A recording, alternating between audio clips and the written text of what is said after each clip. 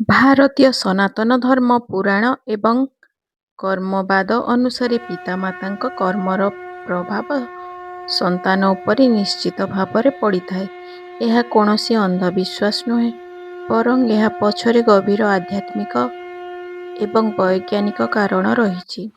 ପିତାମାତାଙ୍କ କର୍ମର ଫଳ ସନ୍ତାନକୁ କେମିତି ଭୋଗ କରିବାକୁ ପଡ଼େ, ତାହା ଚାଲନ୍ତୁ ଜାଣିବା। ବୈଜ୍ଞାନିକ ଓ ବଂଶଗତ କାରଣ। ଶାରୀରିକ ଓ ମାନସିକ ସ୍ୱାସ୍ଥ୍ୟ। ପିତାମାତାଙ୍କର ରକ୍ତ ଜିନ୍ ସେମାନଙ୍କର ଅଭ୍ୟାସ ସନ୍ତାନ ଉପରକୁ ଆସିଥାଏ। ମା ଗର୍ଭବତୀ ଥିବା ସମୟରେ ଯେଭଳି କର୍ମ ବା ଚିନ୍ତା କରିଥାଏ, ସନ୍ତାନର ମାନସିକ ଗଠନ ସେଭଳି ହୋଇଥାଏ। ପିତାମାତାଙ୍କର ଖରାପ ଅଭ୍ୟାସ ଯେପରି ନିଶାଦ୍ରବ୍ୟ ସେବନ ଯୋଗୁଁ ସନ୍ତାନର ଜନ୍ମଗତ ରୋଗ ଭୋଗ କରିଥାଏ। ସାମାଜିକ ଓ ଆର୍ଥିକ ପ୍ରଭାବ। ସୁନାମ ଓ ବଦନାମ। ପିତାମାତାଙ୍କ ସମାଜରେ ଭଲ କାମ କଲେ ସନ୍ତାନକୁ ସମ୍ମାନ ମିଳେ। ସେହିପରି ପିତାମାତା ପାପ ବା ଅପରାଧ କଲେ ସନ୍ତାନକୁ ସମାଜରେ ଲାଞ୍ଛନା କରିବାକୁ ପଡ଼େ। ପିତାମାତା କଷ୍ଟ କରି ଅର୍ଥ ଅର୍ଜନ କରନ୍ତି, ସମ୍ପତ୍ତି ସନ୍ତାନ ସୁଖରେ ଭୋଗ କରେ। କିନ୍ତୁ ଯଦି ପିତାମାତା ଅଧର୍ମ ବା ଦୁର୍ନୀତି କରି ଟଙ୍କା କମାନ୍ତି, ତେବେ ସେହି ପଇସା ସନ୍ତାନର ରୋଗ ବ୍ୟାଧି ବା ବଦ୍ ଅଭ୍ୟାସରେ ନଷ୍ଟ ହୋଇଯାଏ। ଆଧ୍ୟାତ୍ମିକ ଓ କର୍ମଗତ ସିଦ୍ଧାନ୍ତ। ଋଣ ବନ୍ଧନ ଅନୁସାରେ ଆତ୍ମା ନିଜର ପୂର୍ବଜନ୍ମର କର୍ମଫଳ ଅନୁସାରେ ହିଁ କୌଣସି ନିର୍ଦ୍ଦିଷ୍ଟ ପରିବାରରେ ଜନ୍ମ ନିଏ। ଯଦି ଜଣେ ଶିଶୁ କୌଣସି ପରିବାରରେ ଦୁଃଖ ଭୋଗୁଛି, ତେବେ ତାହା ତାର ନିଜର ପୂର୍ବଜନ୍ମର କର୍ମ ଏବଂ ପିତାମାତାଙ୍କର କର୍ମ ଏକ ମିଳିତ ସମୀକରଣ। ପିତୃଦୋଷର ଆଶୀର୍ବାଦ। ପୁରାଣ ଅନୁସାରେ ପିତାମାତା ଏବଂ ପୂର୍ବପୁରୁଷଙ୍କର ଭଲ କର୍ମ କରି ସନ୍ତାନ ପାଇଁ ରକ୍ଷା କବଚ ସଦୃଶ କାମ କରେ। ଅପରପକ୍ଷରେ ସେମାନେ ଖରାପ କର୍ମ ସନ୍ତାନ ଜୀବନରେ ପିତୃଦୋଷ ଭାବେ ଦେଖାଦିଏ, ଯାହା ପ୍ରଗତିରେ ବାଧା ସୃଷ୍ଟି କରେ। ଗରୁଡ଼ ପୁରାଣ ଅନୁସାରେ ଏବଂ ଶ୍ରୀମଦ୍ ଭଗବଦ୍ ଗୀତା, ଏ ଦୁଇଟି ଯାକ ଗ୍ରନ୍ଥରେ କର୍ମର ସିଦ୍ଧାନ୍ତକୁ ବହୁତ ଗଭୀର ଭାବରେ ବ୍ୟାଖ୍ୟା କରାଯାଇଛି। କିନ୍ତୁ ପିତାମାତା କର୍ମର ଫଳ ସନ୍ତାନ ଉପରେ କିପରି ପଡ଼େ, ଏହା ବିଷୟରେ ଦୁଇଟି ଯାକ ଗ୍ରନ୍ଥର ଦୃଷ୍ଟିକୋଣରେ କିଛି ପାର୍ଥକ୍ୟ ରହିଛି। ଏଠାରେ ଉଭୟ ଗ୍ରନ୍ଥର ମତକୁ ଚାଲନ୍ତୁ ଦେଖିବା।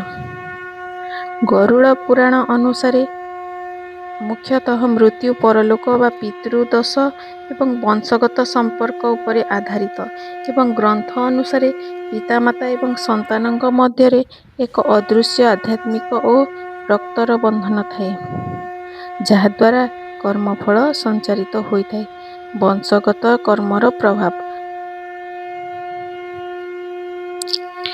ଗରୁଡ଼ ପୁରାଣ ଅନୁସାରେ ଯେଭଳି ପିତାମାତାଙ୍କ ସମ୍ପତ୍ତି ଓ ରକ୍ତ ସନ୍ତାନକୁ ମିଳିଥାଏ, ସେହିଭଳି ସେମାନଙ୍କର ପାପ ଓ ପୁଣ୍ୟର କିଛି ଅଂଶ ମଧ୍ୟ ସନ୍ତାନର ଭାଗ୍ୟକୁ ପ୍ରଭାବିତ କରେ।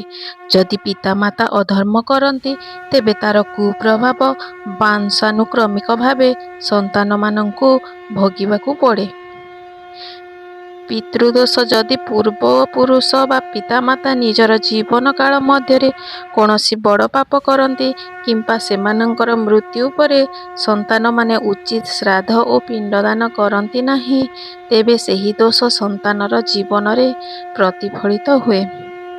ଏହାଦ୍ୱାରା ସନ୍ତାନର ବଂଶବୃଦ୍ଧିରେ ବାଧା, ଆର୍ଥିକ ଅଭାବ ଏବଂ ଅଯଥା କଳହ ଦେଖାଯାଏ। ଗର୍ଭସଂସ୍କାର। ଏଥିରେ କୁହାଯାଇଛି ଯେ ଶିଶୁଟି ଗର୍ଭରେ ଥିବା ସମୟରେ ପିତାମାତାଙ୍କ ଆଚରଣ, ଚିନ୍ତାଧାରା ଏବଂ ଖାଦ୍ୟପେୟର ସିଧାସଳଖ ପ୍ରଭାବ ଶିଶୁର ଭାଗ୍ୟ ଓ ଚରିତ୍ର ଉପରେ ପଡ଼ିଥାଏ। ପିତାମାତାଙ୍କ ଦୁଷ୍କର୍ମ ଶିଶୁକୁ ଜନ୍ମରୁ ହିଁ ରୋଗିଣା ବା ଦୁର୍ଭାଗ୍ୟଶାଳୀ କରିଦେଇପାରେ। ଶ୍ରୀମଦ୍ ଭଗବଦ୍ ଗୀତା ଅନୁସାରେ ଗୀତାରେ ଭଗବାନ ଶ୍ରୀକୃଷ୍ଣ ବ୍ୟକ୍ତିଗତ କର୍ମ ଉପରେ ଅଧିକ ଗୁରୁତ୍ୱ ଦେଇଛନ୍ତି।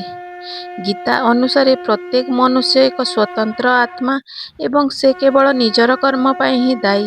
ସ୍ୱୟଂକୃତ କର୍ମଫଳ। ଗୀତାର 2ୟ ଅଧ୍ୟାୟରେ ଏବଂ ତୃତୀୟ ଅଧ୍ୟାୟରେ ସ୍ପଷ୍ଟ କୁହାଯାଇଛି ଯେ ଯିଏ ଯେଉଁ କର୍ମ କରିବ ସେ ସେହି ଫଳ ପାଇବ। ଜଣକର ପାପ ବା ପୁଣ୍ୟ ଅନ୍ୟ ଜଣକ ପାଖକୁ ଖାତାକୁ ଯାଇପାରିବ ନାହିଁ।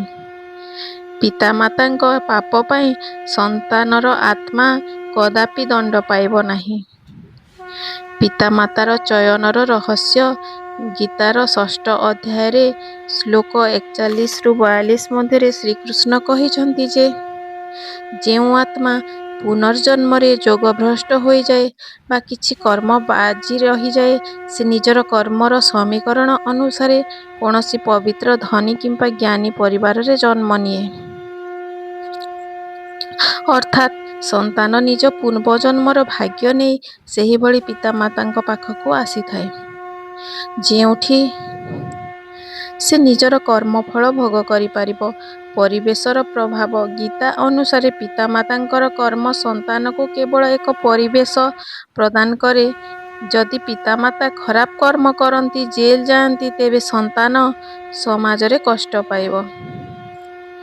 କିନ୍ତୁ ଏହା ତାର ଭୌତିକ ଜୀବନରେ ସଂଘର୍ଷ ତାର ଆତ୍ମାର ପାପ ନୁହେଁ।